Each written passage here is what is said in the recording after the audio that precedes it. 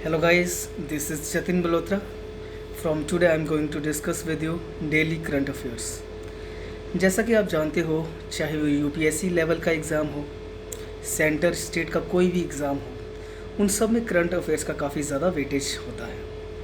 सो हम आपको daily current affair provide करवाएंगे और उसकी हिस्ट्री में भी चाहेंगे कि ये पर्टिकुलरली किसके रिलेटेड है। और साथ ही साथ इस करंट अफेयर के बाद हम सोच रहे हैं कि आपको केएस के नोट्स प्रोवाइड करें, जिससे जो बच्चे कोचिंग नहीं ले पाते उनको भी ये मटेरियल प्रोवाइड हो सके। सो आज का जो करंट अफेयर है वो हम आज के इम्पोर्टेंट डे के साथ स्टार्ट करेंगे। सो जो आज का इम्पोर्टेंट डे है that is pi approximation day. आप सब ने पाई का यूज़ कभी ना कभी किया होगा, मैथ्स में तो करते हैं और हमें पता है कि पाई की वैल्यू है क्या, 22/7। जब हम इसको डिवाइड करते हैं तो वो आता है 3.14 और 3.14 कोई एग्जैक्ट हमें रिज़ल्ट नहीं मिला, ये अप्रॉक्सीमेशन में मिलता है, अप्रॉक्सीमेट मिलता है, इसलिए हम पाई अप्रॉक्सीमेशन डे मनाते हैं। और आपको डेट को याद रखने में कोई भी यहाँ पे दिक्कत नहीं होने वाली, बिकॉज जो डेट है वो आपको इसकी वैल्यू से निकलेगी। पाई की वैल्यू होती है 22/7। 22 मीन्स 22 डेट, 7 मीन्स मंथ, तो 7th month mean July. So 22 of July को आप पाई अप्रॉक्सीमेशन डे को सेलिब्रेट करते हैं। और आपको वो कंफ्यूज कर सकता है क्योंकि एक डे होता है पाई अप्रॉक्सीमेशन डे और दूसरा जो डे मनाया जाता है डेट इज़ पाई डे। वो आपको कंफ्यूज नहीं होना। जब भी पाई अप्रॉक्सीमेशन डे हो तो आपको वैल्यू यूज़ करनी है 22/7। 22/7 मीन्स 22 ऑफ जुलाई, उस दिन आप मनाते हो पाई अप्रॉक्सीमेशन डे। और जब वो बोलेगा पाई डे क्या है तो तब आपको यूज़ करना है 3.14। 14 मीन्स डेट, 14th और मंथ क्या है 3। आप ऐसे भी दिमाग लगा सकते हो कि यार 14 मंथ तो होते नहीं कभी भी, 14 डेट हो सकती है। सो 14th ऑफ मार्च को आप पाई डे को सेलिब्रेट करते हैं। ये था इम्पोर्टेंट डे। सो आज की न्यूज़ स्टार्ट करेंगे आज के बहुत ही इम्पोर्टेंट टॉपिक से, जिसका नाम है इंडिया VNR रिपोर्ट 2020। सबसे पहले आपको बैकग्राउंड समझाता हूँ। पहले इतना पता होना चाहिए कि ये रिपोर्ट बेसिकली है क्या। ये एक रिव्यू रिपोर्ट है, ये सस्टेनेबल डेवलपमेंट गोल्स के रिलेटेड है। सस्टेनेबल डेवलपमेंट गोल है क्या कि हमने कुछ गोल रखे हैं कि हमें इसको अचीव करना है। जैसे पॉवर्टी को हमें बिल्कुल ज़ीरो लेवल पे लेके जाना है, हंगर को ख़त्म करना है, गुड हेल्थ लानी है, लाइफ बिलो वाटर है, हमें एजुकेशन के रिलेटेड है, जेंडर इक्वालिटी के रिलेटेड है। सो ये सब टारगेट्स है जो हमें 2030 तक अचीव करने हैं। और इंडिया भी इस चीज़ को अचीव करने में लगा हुआ है। और यूएन की एक फोरम है जिसका नाम है हाई लेवल पॉलिटिकल फोरम। याद रखें, यूनाइटेड नेशन की हाई लेवल पॉलिटिकल फोरम। ये बेसिकली क्या है, ये एक इंटरनेशनल प्लेटफॉर्म प्रोवाइड करती है और ये रिव्यू करती है कि कौन सी कंट्री कितनी प्रोग्रेस कर रही है सस्टेनेबल डेवलपमेंट गोल्स को अचीव करने में।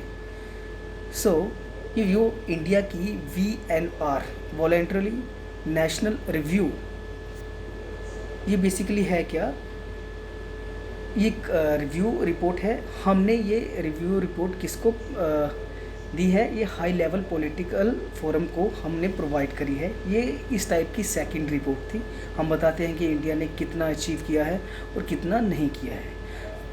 इम्पॉर्टेंट यहाँ पे क्वेश्चन ये बनेगा कि इंडिया VNR है क्या। ये सस्टेनेबल डेवलपमेंट के रिलेटेड है। इंडिया में इसको कौन पब्लिश करता है, इसको इंडिया में नीति आयोग पब्लिश करती है। तो जब पब्लिश करेगी तो कुछ तो उसका टाइटल होगा, तो हम अभी टाइटल देखेंगे 2020 रिपोर्ट का टाइटल है क्या। सो 2020 रिपोर्ट का जो टाइटल रखा है वो है डेकेड ऑफ एक्शन। और गवर्नमेंट का मोटो क्या है, taking sustainable development goals from global to local. हमें ग्लोबल से लोकल लेवल तक इन गोल्स को लेके जाना है। तो याद रखें, इम्पॉर्टेंट न्यूज़ थी। नेक्स्ट जो इम्पोर्टेंट न्यूज़ है वो है प्रसाद स्कीम के रिलेटेड। अब देखो, जैसे प्रसाद नाम से पता चल रहा है कि प्रसाद किसके रिलेटेड होगा। मंदिर मस्जिद जो भी हो बोल सकते हैं, इनके रिलेटेड होगा। तो गवर्नमेंट का प्रोजेक्ट है कि हमें कैसे टूरिज़्म को बढ़ाना है। टूरिज़्म कब बढ़ेगा? जब लोगों को फैसिलिटीज़ प्रोवाइड होंगी। तो हमें क्या करना है, इंटीग्रेटेड डेवलपमेंट करनी है टूरिज़्म स्पॉट्स की। टूरिस्ट स्पॉट्स लाइक जैसे टेम्पल्स है, फॉर एग्जांपल जैसे वैष्णो देवी है यहाँ पे, तो आपने देखना है कि वहाँ पे एंट्री पॉइंट कैसा है, एंट्री पॉइंट लोग पहुँच कैसे रहे हैं।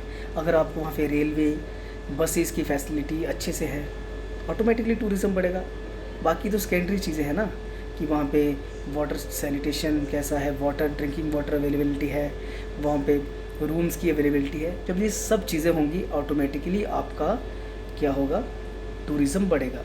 सो ये प्रोजेक्ट को इम्प्लीमेंट कौन कर रहा है? Ministry of tourism. इसको लॉन्च किया था 2014 के अंदर, और इसका जो टाइम पीरियड है, वो जो टारगेट है वो है 2017 में इसको कंप्लीट करना है।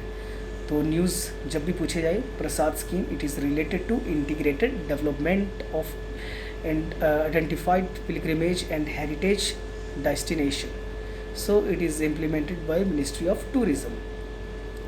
नेक्स्ट जो इम्पोर्टेंट न्यूज़ है that is related to Google. जैसे अभी आपने न्यूज़ देखी होगी कि गूगल बहुत बड़ा इन्वेस्टमेंट इंडिया में करने जा रहा है, दैट इज़ $10 बिलियन का। और बेसिकली इतनी बड़ी इन्वेस्टमेंट कर क्यों रहा है? जो वैक्यूम क्रिएट हुआ है चाइनीज़ ऐप्स के जाने से, जो गवर्नमेंट ने चाइनीज़ ऐप्स को बैन किया है, तो उसको वैक्यूम को फिल करने के लिए गूगल ने $10 बिलियन की इन्वेस्टमेंट की है, और ये पूरा प्रोजेक्ट ये 5 से 10 साल में कंप्लीट करेगा। एक्चुअली ये है क्या, इसका ऑब्जेक्टिव है कि हमें लोगों को अफोर्डेबल एक्सेस प्रोवाइड करनी है इंटरनेट की, लोगों को सस्ते में और इजीली इंटरनेट प्रोवाइड हो सके। और सेकंड इम्पोर्टेंट है कि लोगों को उनकी लोकल लैंग्वेज में सारी जो है एक्सेस वो प्रोवाइड हो सके। सो इम्पोर्टेंट है कि लोगों को अफोर्डेबल एक्सेस प्रोवाइड करनी है इंटरनेट की, और उनके ओन लैंग्वेज में प्रोवाइड करनी है। काफ़ी इम्पोर्टेंट है ये।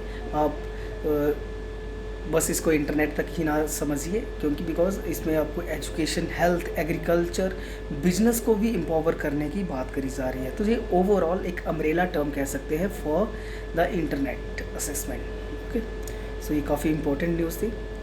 नेक्स्ट जो इम्पोर्टेंट न्यूज़ है, अभी कल की ही न्यूज़ है कि ईस्टर्न इंडियन ओशियन, जैसे बे ऑफ बंगाल के नीचे वाला जो एरिया है इंडोनेशिया के पास, वहाँ पे एक समुद्री जीव कह सकते हैं जिसका नाम राक्षस है। इन्होंने बोला ये राक्षस की तरह है। इसकी 14 लेग्स, ये एक ऐसा आपको समुद्री जीव वहाँ पे मिला है जिसको कॉकरोच ऑफ द सी भी बोला जा रहा है। ये एक दानव की तरह दिखने वाला है। इसकी 14 लेग्स है। सो इसका नाम जो रखा है वो रखा है बैथेनोस राक्षस। साइंटिस्ट ने इसको डिस्कवर किया है ईस्ट इंडियन ओशियन में, इंडोनेशिया के पास। और इसको कॉकरोच ऑफ द सी भी बोला जा रहा है। इसकी जो टोटल लेंथ है वो है 50 सेंटीमीटर, और इसकी जो लेग्स है वो है 14। सो इम्पोर्टेंट है, तो याद रखिए। अभी हम आगे चलेंगे।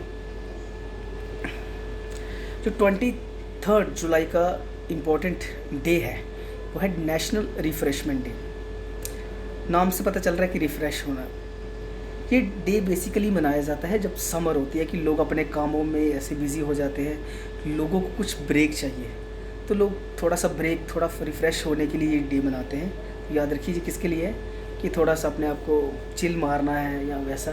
तो ये हमेशा हर साल 4th थर्सडे ऑफ जुलाई को मनाया जाता है, और इस बार जो 4th थर्सडे आ रहा है वो 23 जुलाई को है।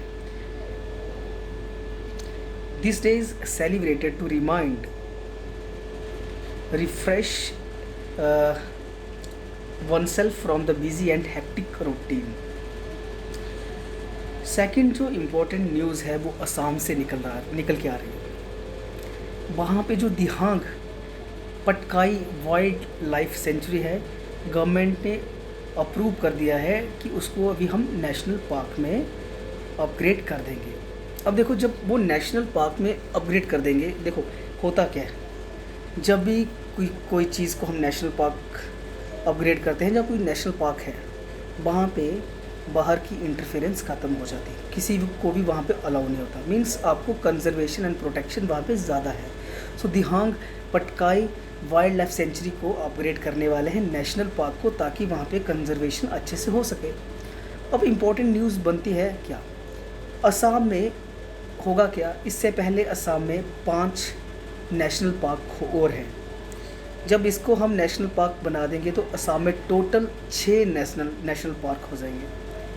तो इससे पहले जो नेशनल पार्क कौन कौन से हैं, जैसे काजीरंगा नेशनल पार्क का नाम सुना होगा आपने, नामेरिया नेशनल पार्क का नाम सुना है, मानस नेशनल पार्क है, औरंग नेशनल पार्क है, दिब्रू नेशनल पार्क है। ये 5 नेशनल पार्क है। और छठा कौन सा होने वाला है, दिहांग नेशनल पार्क। सो इम्पॉर्टेंट है, याद रखिए इसके बारे में। सेकंड थिंग इज़ कि अब जब आप नेशनल पार्क वगैरह वाइल्ड लाइफ सेंचुरी बनाते हो तो इसको प्रोटेक्शन प्रोवाइड होती है हमारी wild life protection act of 1972 के अंदर। नेक्स्ट इंपॉर्टेंट न्यूज़ है वो है global real estate transparency index 2020 की। जो रियल इस्टेट है उसमें कितनी ट्रांसपेरेंसी है उसके रिलेटेड ये रैंकिंग तैयार किया जाता है। सो इंडिया का जो रैंक है वो 34th है रियल इस्टेट में। जैसे आपने देखा होगा प्रोजेक्ट्स बनते हैं, हाउसेस बनते हैं, फ्लैट्स बनते हैं, तो इतना आपको पता ही है कि सबसे ज़्यादा ब्लैक मनी वहाँ पे जनरेट होती है। तो अगर वहाँ पे ट्रांसपेरेंसी होगी तो ब्लैक मनी कम जनरेट होगी। तो उसी के ही रिलेटेड ये इंडेक्स बनाया जाता है जिसमें इंडिया का रैंक 34th है। नेक्स्ट जो इम्पोर्टेंट न्यूज़ है वो है एक ट्राइब के रिलेटेड। हुआ क्या, अरुणाचल प्रदेश के सीएम ने एक बुक लिखी है जिसका नाम है तंग्यामस। ये एक वहाँ पे ट्राइब है उसके रिलेटेड है, जो एक एंडेंजर्ड क्रिटिकल एंडेंजर्ड ग्रुप में आता है। इनकी पॉपुलेशन बहुत कम हो गई है। तो आपको पता ही है कि यूपीएससी हो या कोई भी स्टेट लेवल का एग्ज़ाम हो, इनको इन्वायरमेंट और ट्राइब के रिलेटेड क्वेश्चंस पूछने का बहुत ज़्यादा ही दिलचस्पी होती है। तो आप छोटी सी न्यूज़ है लेकिन आप इसके बारे में याद रख सकते हो। सो इम्पोर्टेंट थी, आप रखिए। अब इसके आगे जो इम्पोर्टेंट न्यूज़ है वो है आईआईटी मुंबई से निकल के आ रही है। वहाँ पे एक मेगा लैब बनाई गई है जो वर्ल्ड की सबसे बड़ी जेनेटिक टेस्टिंग लैब बोला जा रहा है कि ये वर्ल्ड की सबसे बड़ी जेनेटिक टेस्टिंग लैब होगी।